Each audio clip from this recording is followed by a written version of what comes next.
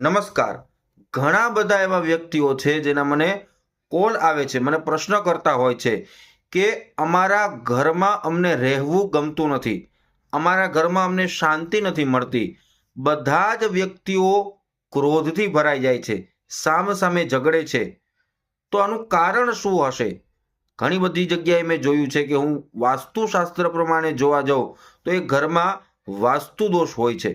તો આપના પણ ઘરમાં આ વસ્તુ થતી હોય તો વાસ્તુ પ્રમાણે અવશ્ય જોવું જોઈએ. વાસ્તુ દોષ આવતો હોય આપના ઘરમાં આ રીતે, તો સરળ ઉપાય હું આપની સમક્ષ રાખું છું. આપે શું કરવું જોઈએ? સર્વપ્રથમ તો આપના ઘરમાં જેટલા પણ બગડેલા ઇલેક્ટ્રોનિક વસ્તુઓ હોય તેને ઘરની બહાર કાઢી નાખવા જોઈએ.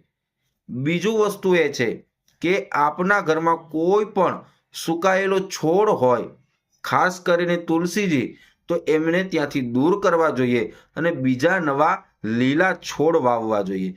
અને ખાસ કરીને ઈશાનનો જે ખૂણો હોય છે તેને સ્વચ્છ રાખવો જોઈએ અને ત્યાં તુલસીજીનો છોડ છે ત્યાં બિરાજમાન કરવો જોઈએ અને રોજ દૂધ અને જળ વડે સિંચવું જોઈએ અને એમને પૂજા કરવી જોઈએ. આવું તમે કરશો તો આપના ઘરમાં રહેલો વાસ્તુ દોષ અવશ્યથી દૂર થશે. અને તે છતાં પણ વધારે તમને પ્રોબ્લેમ લાગતો હોય તો વાસ્તુશાસ્ત્રીને મળી અને એનું નિવારણ કરવું જોઈએ શાસ્ત્રોક્ત ઉપાયો દ્વારા. મિત્રો, આવી રીતે તમે ઉપાય કરશો તો આપને અવશ્યથી સફળતાની પ્રાપ્તિ થશે. નમસ્કાર.